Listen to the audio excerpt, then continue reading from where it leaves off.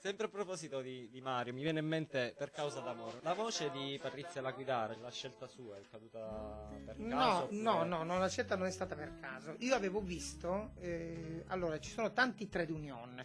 Prima di tutto Patrizia lavorava da tanti anni con Tony Canto, che è il chitarrista di Mario, che è stato anche arrangiatore, produttore di Patrizia, ha scritto tanti brani per lei. Io avevo visto Patrizia, questa voce straordinaria alla televisione, che cantava Cucurucucù Paloma di Caetano Veloso. Ne avevo parlato a Mario, che la conosceva. Le cose che succedono non sono mai per caso. Le cose a volte parlano, ma solo se hanno un'anima.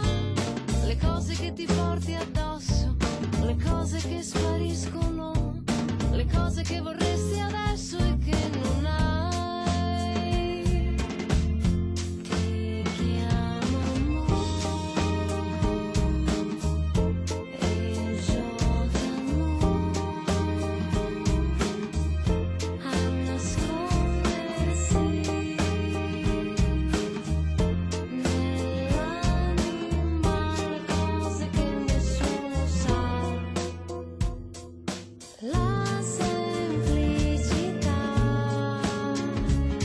è una... E quindi ci aveva molto affascinato la sua vocalità, il suo modo di stare sul palcoscenico. E c'era anche un contatto diretto con Mario, con Tony.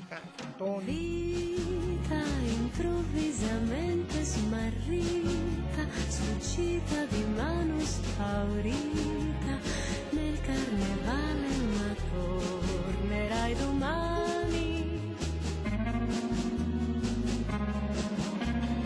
Vita, tu scusami se ti ho tradita con un'altra vita, se c'è concesso sbagliare è solo per causa d'amore.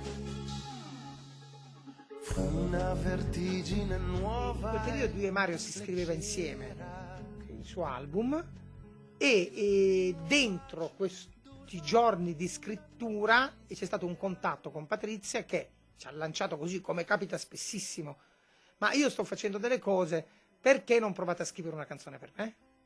Ravanando fra le note e fra le parole, oh che bella questa, eppure la potrebbe cantare bene lei. Poi la stiamo cantando tutti, la canto io nei miei concerti, la canta Mario, perché ci è piaciuta a tutti, ognuno se la porta dalla sua parte. Pensa che Patrizia ogni volta che mi sente mi dice, il mio produttore dice sempre che Per causa dell'amore la devo cantare come la canti tu. Dico, guarda, ti ringrazio molto, ma mi sembra più bella come la canti tu. Però chissà, se gusti. Solo per causa d'amore fu una vertigine nuova.